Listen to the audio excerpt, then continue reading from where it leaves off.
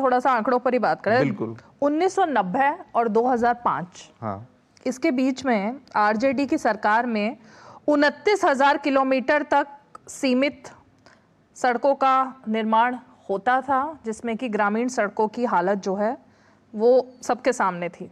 अब 2005 से 2020 की बात करें तो 1.25 लाख किलोमीटर सड़कें बनी हैं PMGSY के तहत, जिसमें जेडीयू बीजेपी की सरकार है।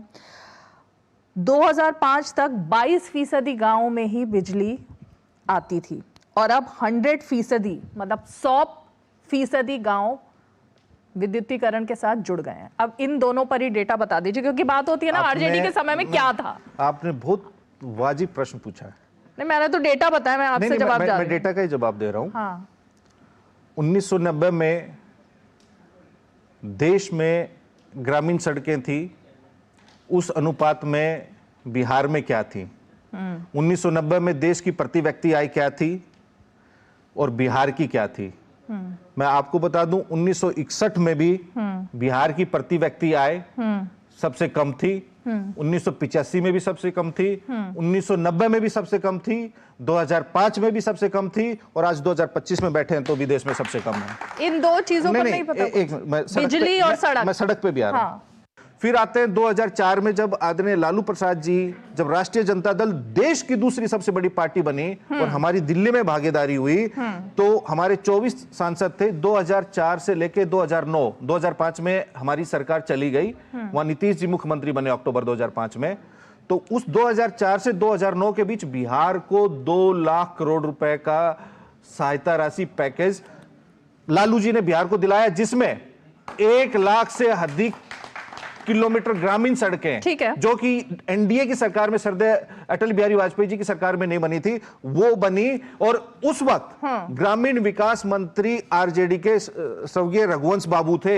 मनरेगा में वो 1 लाख किलोमीटर सड़कें जिनका आप जिक्र कर रही हैं, वो रघुवंश बाबू के बनी। उसी में मैंने कहा वो 26,000 किलोमीटर 2004 से 9 के बीच जो बनी, नहीं वो जो बनी, उनका इनके 15 साल में जर्जर में होगी थी, वो भी 17 महीने में आके तेजस्वी जी ने ठीक कराया। एक तो वो हो गया। इसका मतलब बिहार एक चीज और कहूंगा, डबल इंजन चाहिए। सामान्य ज्ञान की जानकारी नहीं, कहने का मतलब ये है ना। नहीं, सामान्य ज्ञान के लिए बता रहा हूं। 2004 से पहले क्या होता था, कोई भी राज्य किसी भी लैंडिंग एजेंसी से या बैंकिंग इंस्टीट्यूशन से डायरेक्टली पैसा उधार नहीं ले सकता था। जब हम ये बात करते हैं तो बात करनी चाहिए कि 2005 में जब 1990 में लालू प्रसाद जी को बिहार मिला था, उस वक्त बिहार का 1800 करोड़ का कुल बजट था। 2005 में जब उन्होंने बिहार एनडीए के हाथ में सौंपा, उस वक्त 28,000 करोड़ का था।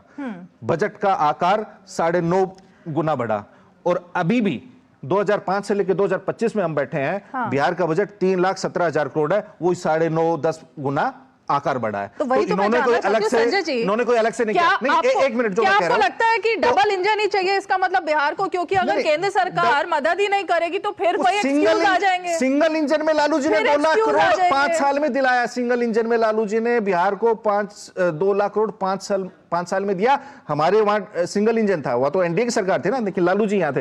वो क्यों दिया, उसके लिए समझने की आवश्यकता है। लालू जी सकारात्मक राजनीति करते हैं। उन्होंने ये नहीं देखा कि एनडीए की सरकार है, क्योंकि 1990 से लेकर 2005 तक हमेशा उनकी कोई भी फेवरेबल सरकार नहीं रही। 96 से लेकर 98 जब संयुक्त मोर्चा की सरकार थी, तो उस वक्त देवगौड़ा जी और इंद्र कुमार जी गुजराल जी प्रधानमंत्री थे। तो जो बड़े प्रोजेक्ट थे लालू जी ने किए। एक्सक्यूजेस में पड़ती है। नहीं, एक्सक्यूज नहीं, जनता ये सामान्य ज्ञान की जानकारी है कि इसलिए मैं बता रहा हूं, जनता के लिए बता रहा हूं कि 2004 से पहले राज्य किसी भी, अब तो राज्य सरकार वर्ल्ड बैंक से सीधा उधार ले सकती है, एशियन डेवलपमेंट बैंक से ले सकती है, जायका से ले सकती है, ब्रिक्स से ले सकती है, नाबार्ड से ले सकती है। तो वो लालू जी ने ही यूपीए सरकार में आके हटवाया।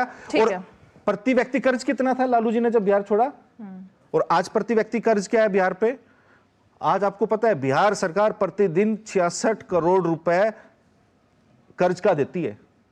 लालू जी का तो टाइम नहीं था। तो जब हम बात करते हैं, कोई भी तुलनात्मक विश्लेषण करते हैं, तो इन सब चीजों पे होना चाहिए कि उस वक्त क्या था।